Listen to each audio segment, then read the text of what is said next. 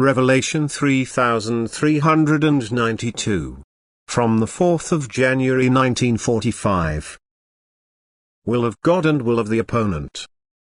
Chaos. God's will is not respected by people, but their own will comes to the fore, and this, if it does not subordinate itself to divine will, is directed against it.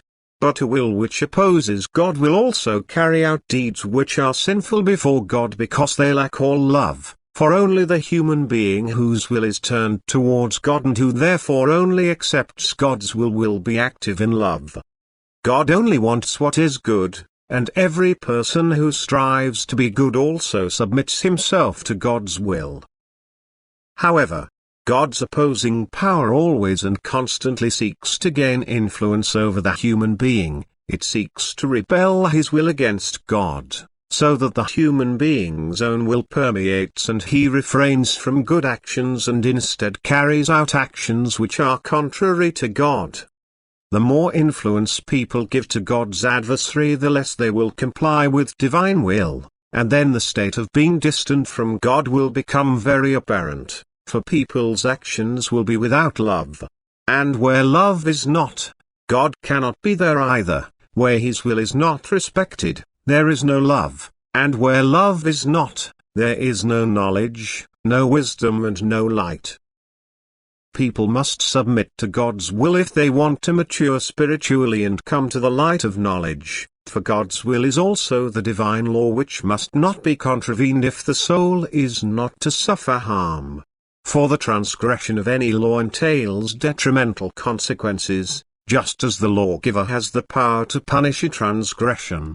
But men no longer recognize the power of God and therefore act unquestioningly against his will.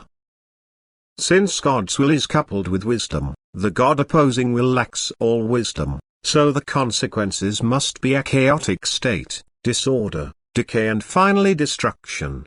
The divine will builds up but the God-opposing will destroys. It is placed into the human being by God's adversary, who therefore uses the human being to destroy because he lacks the power to do so. And therefore his constant endeavor is to turn the human being's will away from God and to determine him to disregard divine will, so that the human being will then carry out what violates divine order. And thus he has exerted the greatest influence on people so that they take every opportunity to destroy creations. The human being is in bondage to him, he has no will of his own but completely surrenders it to him, he only carries out what completely contradicts God's will. They are not deeds of love but of envy and hatred. God's will no longer be respected and the consequences will inevitably occur. God will let people act unhindered until they themselves have carried out the work of destruction to such an extent that it will rebound on people. Until the chaos has become so great that people themselves will perish in it.